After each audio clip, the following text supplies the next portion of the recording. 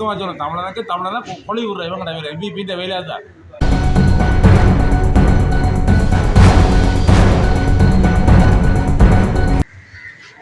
தமிழன் காட்டி கொடுப்பான்னு தெரியும்.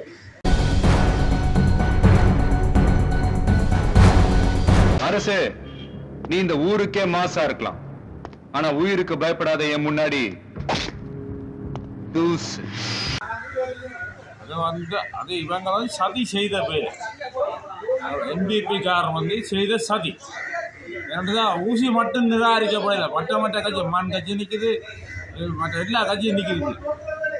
இவங்க எல்லாம் சேர்ந்து பண்ண தமிழெல்லாம் இல்லாம பண்ணணும்.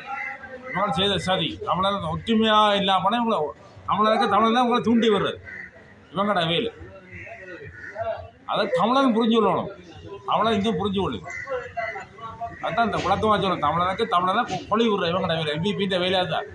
தமிழனா கொழி விட்டு அடி வர விட்டு இவங்க கொழி விடுறாங்க.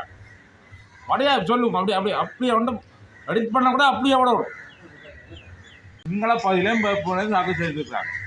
நீங்களும் இந்த அந்த அளிக்கப்பட்ட வீதம், அந்த எடுக்கப்பட்ட வீதம் தான் பார்க்கணும். ஒருத்தன் படித்தவன் இல்லாத போது அதை செய்ய மாட்டாங்க. எழுதி போட்டு கொண்டு தாக்கல் செய்யல. என்ன வீதங்களை பார்க்கும். தமிழன் காட்டி கொடுப்பான்னு தெரியும். தமிழன் தான் காட்டி கொடுக்குறேன், வேற யாரும் காட்டி கொடுக்குறது. நீங்களும் வந்து தமிழன் தான் காட்டி கொடுக்கும். அதான் இங்கே நடக்கிறது. சிங்கள பாதையில் இப்படி நடந்திருக்குதா? இந்த இத்தனை வீதத்தில் வேட்புமனு தள்ளுபடி செய்யப்பட்டிருக்க வீதத்தை பாருங்க. வெங்கட வடமாகாணம் சரி, தென்மாகாணத்தை எடுத்து பாருங்க. இப்போ இத்தனை வீதத்தில் வேட்புமனு தள்ளுபடி செய்யப்பட்டிருக்கு அந்த பாருங்க. அப்போ எம்பிபிக்கும் சம்பந்தம் இருக்கு. எம்பிபிக்கும் சம்பந்தம் இருக்கு. சம்பந்தம் இல்லாத செய்யல. ஏன்னா தமிழன் படிக்கல. எல்லாம் ஒரே விதத்தில் கொடுக்குறீங்க. படிப்பறையெல்லாம் ஒரே விதத்தில் கொடுக்குறீங்க. என்ன நடந்து